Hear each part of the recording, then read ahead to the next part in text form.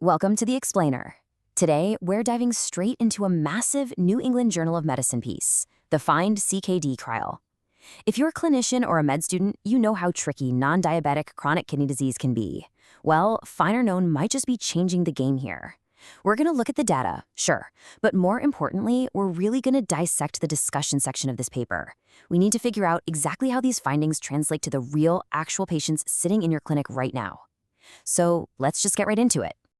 Here's our roadmap for today. We'll start by defining the non-diabetic CKD challenge, then review the core FIND-CKD trial results. After that, we'll spend some time putting that efficacy into context, evaluating safety and the hyperkalemia risk, understanding the trial's limitations, and finally, wrap up with your clinical takeaways. Okay, starting with section 1, the non-diabetic CKD challenge, where we'll define the baseline clinical need. To really wrap our heads around the magnitude of this issue, just look at this number. We're talking about roughly 800 million adults globally living with chronic kidney disease right now. And, type 2 diabetes gets the lion's share of attention in these massive cardiorenal trials. And fair enough. But we literally can't forget that more than half of all CKD cases are actually non-diabetic. These are folks who are continuously losing kidney function right before our eyes, even when we have them on guideline-directed RAS inhibitors. There's just this massive ongoing residual risk, especially for patients who have severely increased albuminuria. So that brings us to the multi-million-dollar question. Can Finerenone actually protect these non-diabetic kidneys as well as it protects diabetic ones? We already know the physiology, right? Overactivation of the mineralocorticoid receptor drives sodium retention, it drives inflammation, and it drives fibrosis in the kidney. Finerenone, being a selective nonsteroidal mineralocorticoid receptor antagonist, steps in to block that exact pathway. But the real unknown here is, does it still do the heavy lifting when diabetes isn't the main culprit? Moving to section 2, FIND-CKD trial results. We're going to take a focused look at the primary and secondary endpoints. Let's look right at the primary outcome. Finerenone significantly put the brakes on eGFR decline. Over the 32 months of the trial, patients on Finerenone lost about 3.3 milliliters per minute per year, compared to a steeper 4.0 drop for the placebo group.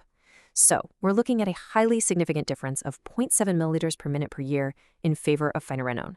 And actually, if you look closely, you'll see that initial acute dip in eGFR right around month 3. Don't let that panic you. That's completely expected. It's just the hemodynamic effect of the drug doing its job. After that initial bump, the chronic slope stabilizes beautifully compared to placebo. And honestly, this is where it translates into real life. Just look at the early and sustained divergence of these Kaplan-Meier curves. We're seeing a 23% relative risk reduction for the secondary composite kidney or cardiovascular outcome. That composite includes things like a sustained 57% drop in eGFR, actual kidney failure, hospitalizations for heart failure, or even CV death. The hazard ratio sitting at 0.77 proves something we all know fundamentally. Preserving that GFR directly keeps your patients out of the hospital and, crucially, keeps them off dialysis. Which brings us to section 3, putting efficacy into context, where we'll really analyze the trial's discussion on clinical relevance. Okay, what I find incredibly profound in the discussion section is the consistency of Finerenone's mechanism across entirely different disease states. That 0.7 milliliters per minute annual eGFR benefit we just talked about, it literally mirrors, exactly, the eGFR benefit seen in the massive Fidelio-DKD trial. And remember, that trial exclusively looked at diabetic kidney disease. This is a massive takeaway for us as clinicians. It tells us that this pro-fibrotic, pro-inflammatory MR overactivation isn't just a diabetic problem. It's a universal driver of CKD progression. And Finerenone hits it with exactly the same efficacy, whether your patient has diabetes or not. Now, you might be wondering, is a 0.7 milliliter per minute preservation actually a big deal in the grand scheme of things? The authors hit the nail on the head here. They point out that this magnitude of protection is absolutely highly clinically relevant. Why? Because it aligns perfectly with the standard of preservation we expect from our absolute best gold standard therapies. Think about it. Both RAS inhibitors and SGLT2 inhibitors generally slow eGFR decline by about 0.5 to 1.0 milliliters per minute per year. So Finerenone isn't just making a tiny dent, it's delivering foundational standard of care level protection to the kidneys. And speaking of SGLT2 inhibitors, this is absolutely where modern CKD management is heading, right? During the recruitment for FIND-CKD, clinical guidelines actually shifted to strongly recommend SGLT2 inhibitors. Because of that, about 17% of the trial's participants were already taking them at baseline. And the discussion points out something fantastic. Finerenone's efficacy was practically identical regardless of whether they were on a background SGLT2 inhibitor or not. This means we can layer finerenone right on top of an SGLT2 inhibitor and, keeping in mind almost everyone was already on an ACE or ARB, to get true complementary additive renal protection without hitting a wall of diminishing returns.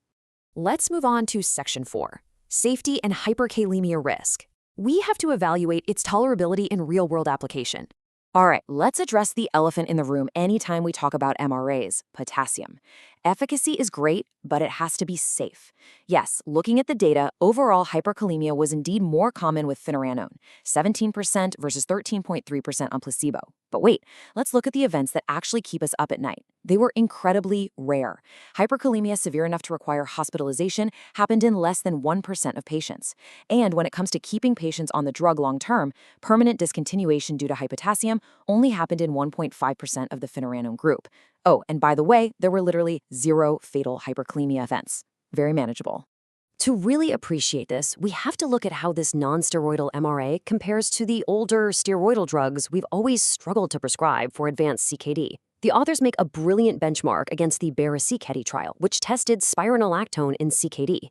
Get this, in FIND-CKD, over 50% of patients had to stop taking spironolactone within just 6 months because of safety criteria, mostly driven by hyperkalemia. Over half. In stark contrast, finerenone's non-steroidal molecular structure is proving to be a real game changer. It's vastly more tolerable and actually practical for long-term use in these high-risk patients. Now, Section 5, Understanding Trial Limitations. Let's figure out who this data actually applies to.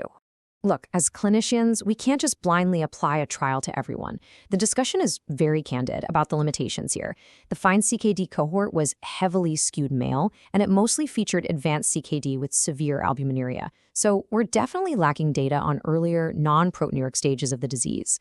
Also, there were very few Black participants included, which is a really frustrating gap considering the massive, disproportionate burden of CKD in that population. Finally, they completely excluded patients with polycystic kidney disease, lupus nephritis, and ANCA-associated vasculitis. So if you're treating an active lupus nephritis patient today, actually scratch that, any of those conditions. You simply cannot extrapolate these results to them yet. And finally, Section 6, Final Clinical Takeaways. It's time to synthesize this evidence for your clinical practice. The study authors don't mince words in their conclusion. They state definitively that for adults with non-diabetic CKD who are already on standard renin-angiotensin system blockers, adding finerenone safely and significantly slows down the progressive loss of their kidney function over a 32-month period. And the cherry on top, it achieves this benefit with a highly tolerable safety profile, essentially solving the historical headache of hyperkalemia that has scared us away from using older MRAs in the past. So as we wrap up this explainer, I really want you to think about this. Based on this incredibly robust safety and efficacy data that beautifully mirrors what we already know works in diabetic patients, how are you going to integrate finerenone into the medical management of the non-diabetic CKD patients sitting in your waiting room right now? Because honestly, the era of prescribing just an ACE inhibitor and crossing your fingers for your non-diabetic CKD patients, that era is over. We finally have the hard data to build a strong, multi-pillar foundation of care. Thanks so much for joining me to break down the FIND-CKD trial, and I'll catch you in the next one.